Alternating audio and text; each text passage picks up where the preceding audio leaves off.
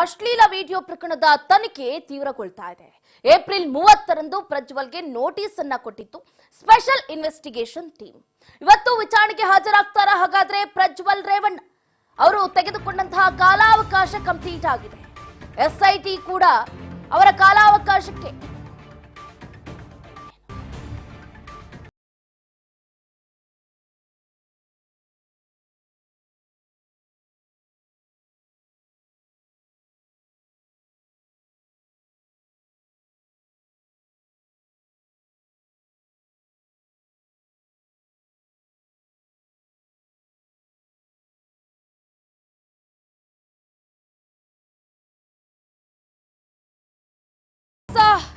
Judgment ಇವತ್ತು ರೇವಣ್ಣ ಹಾಜರಾಗ್ತಾರೆ. ಏನಾಗಬಹುದು? ಜೈಲ ಅಥವಾ ಬೇಲ? ಇವತ್ತು ಎಚ್.ಡಿ. ರೇವಣ್ಣ ಜಾಮೀನು ಅರ್ಜಿ ವಿಚಾರಣೆ ನಡೆಯಲಿದೆ.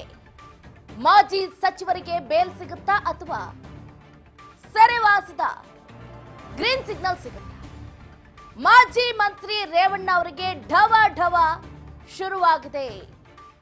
ಒಂದು ಕಡೆ ಭಯದ ಕಾರ್ಮೋಡ ಹೆಚ್ಚಾಗಿದೆ, ಇತ್ತ ರಿಲೀಫ್ ಕೂಡ ಸಿಗುತ್ತೆ ಅನ್ನುವಂಥ ವಿಶ್ವಾಸವೂ ಕೂಡ ಇದೆ. ಏನಾಗುತ್ತೆ ಹಾಗಾದ್ರೆ ಎಚ್.ಡಿ. ರೇವಣ್ಣನವರ ಭವಿಷ್ಯ?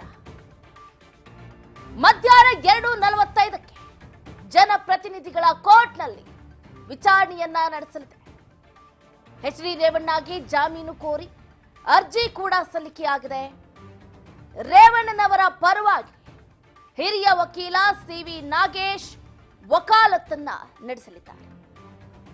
ಈಗಾಗಲೇನು ಎಸ್ಪಿಪಿಗೆ ನೋಟಿಸ್ ಅನ್ನ ನೀಡಿದೆ ಕೋರ್ಟ್. ಈ ಎಲ್ಲಾ ಬೆಳವಣಿಗೆಗಳನ್ನ ಗಮನಿಸ್ತಾ ಇದ್ದೀವಿ.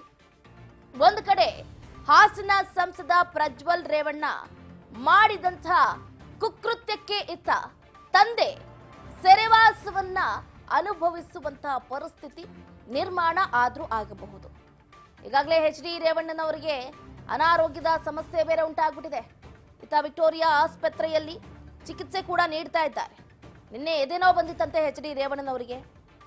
ಹಾಗಾಗಿ ಏನಾಗಬಹುದು? ಎಚ್.ಡಿ. ರೇವಣ್ಣ ಅವರು ಇವತ್ತು ಜಡ್ಜ್ ಮುಂದೆ ಹಾಜರಾಗ್ತಾರೆ. ಜೈಲು ವಾಸನ ಅಥವಾ ಬೇಲ್ ಸಿಕ್ಕು ಮನೆಗೆ ಹಿಂತಿರುಗ್ತಾರ ಅನ್ನುವಂತಹ ಪ್ರಶ್ನೆ ಉದ್ಭವ ಆಗ್ತಾ ಇದೆ.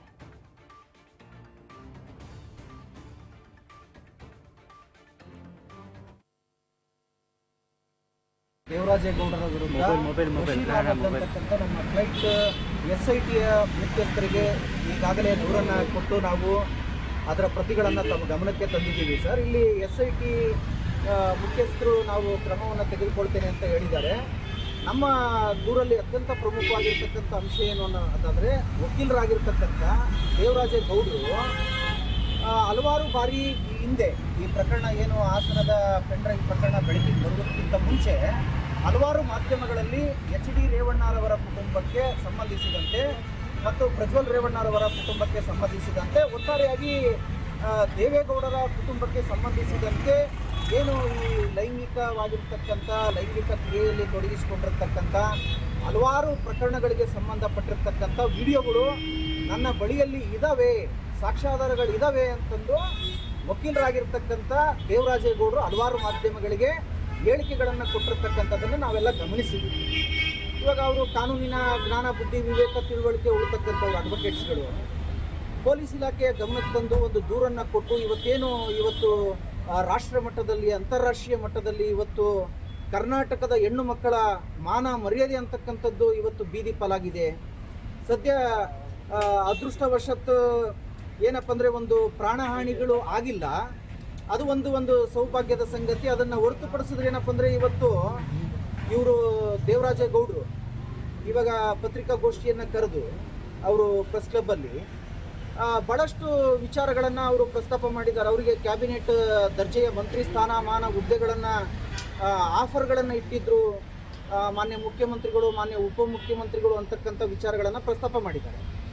ಮತ್ತು ಇವಾಗ ಮೋದಿಜಿಯವರು ಮತ್ತು ಅಮಿತ್ ಶಾಜಿರವರು, ವಿಜಯೇಂದ್ರ ಜಿರವರ ಜೊತೆಯಲ್ಲೂ ಕೂಡ ಈ ಪ್ರಕರಣಕ್ಕೆ ಸಂಬಂಧಪಟ್ಟಂತೆ ನಾವು ಮಾತನಾಡಿದ್ದೇವೆ ಅಂತಕ್ಕಂಥ ವಿಚಾರಗಳನ್ನು ಅವರು ಪ್ರಸ್ತಾಪ ಮಾಡಿದ್ದಾರೆ. ರಾಜಕೀಯ ಪಕ್ಷದ ಮುಖಂಡರುಗಳು ಮತ್ತು ಒಂದು ರಾಜಕೀಯ ಪಕ್ಷದಲ್ಲಿರ್ತಕ್ಕಂಥ ಯಾರೇ ಅಡ್ವೊಕೇಟ್ಸ್ಗಳಿರ್ಬೋದು, ಅದು ಲೀಗಲ್ ವಿಂಗಲ್ಲಿ ಏನು ಲೀಗಲ್ ಸೆಲ್ಲಲ್ಲಿ ಇರ್ತಾರಲ್ಲ ಅವರುಗಳು ಪೂರ್ಣ ಪ್ರಮಾಣದಲ್ಲಿ ಅವರು ರಾಜಕೀಯವನ್ನು ಮಾಡ್ತಾ ಇರ್ತಾರೆ ವೃತ್ತಿ ಜೊತೆ. ಹಾಗಾಗಿ ಅವರು ಏನು ವಕೀಲರಾಗಿರ್ತಕ್ಕಂಥ ದೇವರಾಜೇಗೌಡರು ಈ ಭಾರತೀಯ ಜನತಾ ಪಕ್ಷದ ಏನು ಅವರು ಹೆಸರುಗಳನ್ನು ಉಲ್ಲೇಖ ಮಾಡಿದ್ದಾರೆ ಅವರ ಜೊತೆಯಲ್ಲಿ ಸೇರಿಕೊಂಡು ಈ ಪೆನ್ ಡ್ರೈವ್ಗಳಿಗೆ ಏನು ಈ ಸಿ ಡಿಗಳನ್ನು ಮಿಕ್ಸಿಂಗ್ ಮಾಡಿರೋಂಥದ್ದು ಇರ್ಬೋದು, ಅದನ್ನು ಸಾರ್ವಜನಿಕ ಸ್ಥಳಗಳಲ್ಲಿ ಹಂಚಿಕೆ ಮಾಡಿರ್ತಕ್ಕಂಥ ವಿಚಾರಗಳಿರ್ಬೋದು, ಅವರು ಏಕೆ ಮಾಡಿರಲ್ಲ ಅಂತಕ್ಕಂತಹ ನಿಟ್ಟಿನಲ್ಲಿ ಆಯಾಮದಲ್ಲೂ ಕೂಡ SIT ತನಿಖೆಯನ್ನು ಮಾಡಬೇಕು ಅಂತಕ್ಕಂತಹ ಒಂದು ದೂರನ್ನು ನಾವು ಕೊಟ್ಟಿದ್ದೇವೆ.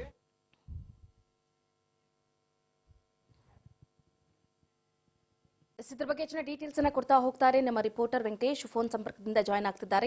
ವೆಂಕಟೇಶ್, ಗಮನಿಸ್ತಾ ಇದ್ದೀವಿ HD ರೇವಣ್ಣನವರ ಸ್ಥಿತಿ ಅತಂತ್ರ ಆಗೋಗ್ಬಿಟ್ಟಿದೆ. ಒಂದು ಕಡೆ ಅನಾರೋಗ್ಯದ ಸಮಸ್ಯೆ, ಇನ್ನೊಂದು ಕಡೆ ಇವತ್ತು ಅವರಿಗೆ ಜೈಲ ಅಥವಾ ಬೇಲ ಅನ್ನುವಂತಹ ಪ್ರಶ್ನೆ ಉದ್ಭವ ಆಗ್ತಾ ಇದೆ.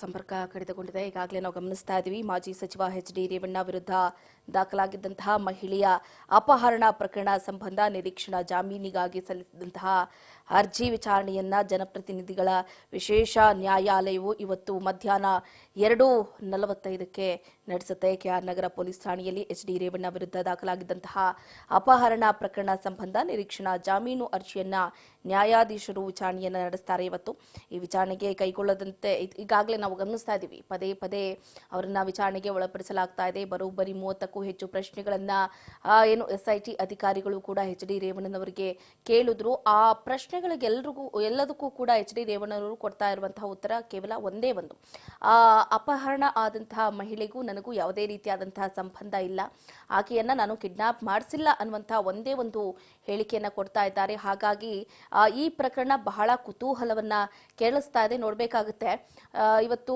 HD ರೇವಣ್ಣನವರ ಜಾಮೀನು ಅರ್ಜಿ ವಿಚಾರಣೆ ಏನಾಗುತ್ತೆ ಏನೋ ಅಂತ. ಇದ್ರ ಬಗ್ಗೆ ಹೆಚ್ಚಿನ ಡೀಟೇಲ್ಸ್ ಅನ್ನ ಕೊಡ್ತಾ ಹೋಗ್ತಾರೆ ವೆಂಕಟೇಶ್.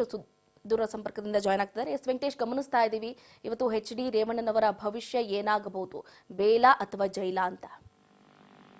ಚಂದ್ರಕಲಾ, ಏನಂತ ಹೇಳಿದ್ರೆ SIT ಅಧಿಕಾರಿಗಳು ವಶಕ್ಕೆ ಪಡೆದ ಅಂದ್ರೆ ಅವರ ಕಸ್ಟಡಿಗೆ ಪಡೆದಂತ ಹಿಂದಿಗೆ ಅಂತ್ಯ ಆಗ್ತಾ ಇದೆ. ಈ ನೆಲೆಯಲ್ಲಿ ಇವತ್ತು ಕೋರ್ಟ್ಗೆ ಕೂಡ ಹಾಜರುಪಡಿಸಿರುವಂತದ್ದು. ಅಬ್ಜೆಕ್ಷನ್ ಬೈಲ್ ಅನ್ನು ಕೂಡ ಒಂದು ಅಪ್ಲೈ ಮಾಡಿದ್ರು. ಅಂದ್ರೆ ಇವತ್ತು ಏನು ರೇವಣ್ಣ ಪರ ವಕೀಲರು CV ನಾಗೇಶ್ ಅವರು ಕೂಡ ವಾದವನ್ನ ಮಂಡಿಸಿದ್ರು. ಈ ನೆಲೆಯಲ್ಲಿ ಈಗಾಗಲೇ ಏನು ಆ ಬೇಲನ್ನ ಕೊಡಬೇಕು ಅಂತ ಹೇಳಿ ಕೂಡ ಒಂದು ಮನವಿಯನ್ನು ಮಾಡಿಕೊಂಡ್ರು. ಈ ನೆಲೆ ವಿಚಾರಣೆಯನ್ನು ಕೂಡ ಮಧ್ಯಾಹ್ನ 2:45ಕ್ಕೆ ಮುಂದೂಡಲಾಗಿರುವಂತದ್ದು. ಸೊ ಈ ನೆಲೆಯಲ್ಲಿ ಅವರಿಗೆ ಕಸ್ಟಡಿ ಹಂಚಿಯಾದ ಹಿನ್ನೆಲೆ ಅವರು ನಿನ್ನೆ ಕೂಡ ಒಂದು ಆರೋಗ್ಯ ಸರಿ ಇಲ್ಲ, ಹಾಗಾಗಿ ಅವರ ಎದೆ ನೋವು ಕಾಣಿಸ್ಕೊಂಡಿತ್ತು, ಹೊಟ್ಟೆಯಲ್ಲಿ ಹುರಿ ಆಗಿತ್ತು, ಅದು ಅನಾರೋಗ್ಯದ ಸಮಸ್ಯೆಯಿಂದಾಗಿ ಅವರ ಆಸ್ಪತ್ರೆಗೂ ಕೂಡ ದಾಖಲಾಗಿದ್ರಂತೆ ಹೇಳಿ ಈ ಅಂಶಗಳನ್ನ ಮುಂದಿಟ್ಕೊಂಡು ಅವರಿಗೆ ಬೇಲನ್ನ ಕೊಡಬೇಕು ಅಂತ ಹೇಳಿ ಈಗ ಮನವಿಯನ್ನು ಮಾಡ್ಕೊಂಡಿದ್ರು. ಸೊ ಈ ವಾದವನ್ನ ಆಲಿಸಿದಂತಹ SIT ಪರ ವಕೀಲರು ಕೂಡ ಆಕ್ಷೇಪಣೆಯನ್ನು ಸಲ್ಲಿಸಿದ್ದಾರೆ. ಈ ಹಿನ್ನೆಲೆಯಲ್ಲಿ ಇವತ್ತು ಅವರಿಗೆ 2:45ಗೆ ಮತ್ತೆ ಅರ್ಜಿ ವಿಚಾರಣೆನ ಮುಂದೂಡಲಾಗಿರುವಂತದ್ದು. ಸೊ 2:45ನ ನಂತರ ಅವರು ಮತ್ತೆ SIT ಕಸ್ಟಡಿ ಕೊಡ್ಬೇಕಾ ಅಥವಾ ಜೈಲಿಗೆ ಕಟ್ಟಬೇಕಾ ಅನ್ನೋದ್ರ ಬಗ್ಗೆ ಕೂಡ ಗೊತ್ತಾಗ್ತಾ ಇದೆ. ಅಂದ್ರೆ ಈಗಾಗಲೇ 4 ದಿನಗಳ ಕಾಲ ವಿಚಾರಣೆಯಲ್ಲಿ SIT ಅಧಿಕಾರಿಗಳಿಗೆ ಯಾವುದೇ ರೀತಿಯಾದಂತಹ ಮಾಹಿತಿಗಳು ಕೂಡ ಲಭ್ಯವಾಗಿರಲಿಲ್ಲ. ಈ ಹಿನ್ನೆಲೆಯಲ್ಲಿ ಅವರು ಕೂಡ ಸಾಕಷ್ಟು ಬೇಸರವನ್ನು ವ್ಯಕ್ತಪಡಿಸಿದ್ರು. ಇವ್ರನ್ನ ಎಷ್ಟು ದಿನಗಳ ಕಾಲ ವಶಕ್ಕೆ ಪಡೆದು ವಿಚಾರಣೆಯನ್ನು ಮಾಡಿದ್ರು ಕೂಡ ಅವ್ರ ಕಡೆಯಿಂದ ಬರ್ತಾ ಇರುವಂತಹ ಆನ್ಸರ್ಗಳು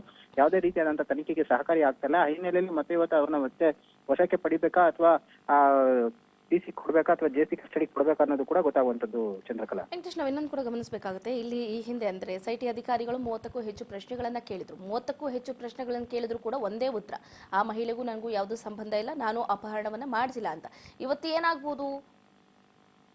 ಏನಂತ ಹೇಳಿದ್ರೆ ಈಗಾಗಲೇ ಏನು ಈ ಒಂದು ಪ್ರಕರಣಕ್ಕೆ ಸಂಬಂಧಪಟ್ಟಂತೆ ಈ ಒಂದು ಪ್ರಕರಣದಲ್ಲಿ ರಾಜಕೀಯ ಷಡ್ಯಂತ್ರ ಇದೆ, ನನ್ನ ವಿರುದ್ಧ ಪುಜಿರು ಮಾಡಿ ಈ ಒಂದು ಪ್ರಕರಣದಲ್ಲಿ ನಾನು ತಿಳಿಸಿದರೆ ಯಾವುದೇ ಸಾಕ್ಷ್ಯಾಧಾರಗಳು ಇಲ್ಲದೇ ಇರೋದ್ರಿಂದ ನನ್ನ ರೀತಿಯಾಗಿ ಈ ರೀತಿ ರಾಜಕೀಯ ಷಡ್ಯಂತ್ರವನ್ನು ಮಾಡಿ ಪಿತೂರಿಯನ್ನು ಮಾಡ್ತಾ ಇದ್ದಾರೆ ಅಂತ ಹೇಳಿ ಆರೋಪವನ್ನು ಕೂಡ ಮಾಡಿದ್ರು ರೇವಣ್ಣ ಅವರು. ಈ ನೆಲೆಯಲ್ಲಿ ಇವರಿಗೆ SIT ಅಧಿಕಾರಿಗಳಿಂದ ಸಾಕಷ್ಟು ಪ್ರಶ್ನೆಗಳು ಕೂಡ ಬರ್ತಾ ಇದ್ರು ಕೂಡ ಅವರಿಂದ ಬರ್ತಾ ಇರುವಂತಹ ಉತ್ತರ ಒಂದೇ, ಈ ಪ್ರಕರಣದಲ್ಲಿ ನನಗೂ ಯಾವುದೇ ರೀತಿಯಾದಂತಹ ಸಂಬಂಧ ಇಲ್ಲ, ಸತೀಶ್ ಬಾಬು ಅನ್ನೋರು ನನಗೆ ಗೊತ್ತಿಲ್ಲ, ಮಹಿಳೆ ಮಾಡಿರುವಂತಹ ಆರೋಪಗಳಲ್ಲಿ ಯಾವುದೇ ರೀತಿಯಾದಂತಹ ಸತ್ಯಾಂಶಗಳಿಲ್ಲ, ಹುರುಳಿಲ್ಲ, ಹಾಗಾಗಿ ಇದಕ್ಕೂ ನನಗೂ ಯಾವುದೇ ರೀತಿಯಾದಂತಹ ಸಂಬಂಧ ಇಲ್ಲ, ಈ ಪ್ರಕರಣದಲ್ಲಿ ವಿನಾಕಾರಣ ನನ್ನ ಹೆಸರನ್ನ ಸೇರಿಸಿದ್ದಾರೆ ಅಂತ ಹೇಳಿ ಕೂಡ ಅವರು ಉತ್ತರವನ್ನ ಕೊಡ್ತಾ ಇರೋದು. ಆ ಹಿನ್ನೆಲೆಯಲ್ಲಿ ಅಧಿಕಾರಿಗಳು ಕೂಡ ಸಾಕಷ್ಟು ತೊಂದರೆ ಆಗ್ತಾ ಇರುವಂತದ್ದು. ಪ್ರಕರಣಕ್ಕೆ ಸಂಬಂಧಪಟ್ಟಂತೆ ಏನು ಮಾಹಿತಿಯನ್ನು ಕಲೆ ಹಾಕ್ಬೇಕು ಅದು ಅವ್ರಿಗೆ ಆಗ್ತಾ ಇಲ್ಲ. ಆ ಹಿನ್ನೆಲೆಯಲ್ಲಿ ಸಾಕಷ್ಟು ಬೇಸರ ಕೂಡ ವ್ಯಕ್ತಪಡಿಸಿರೋದು. ಇವತ್ತು ಮತ್ತೆ 3 ಗಂಟೆಗೆ ಅರ್ಜಿ ವಿಚಾರಣೆ ಇರೋದ್ರಿಂದಾಗಿ ಏನಾಗುತ್ತೆ ಅನ್ನೋದು ಕಾದು ನೋಡಬೇಕಾಗುತ್ತೆ.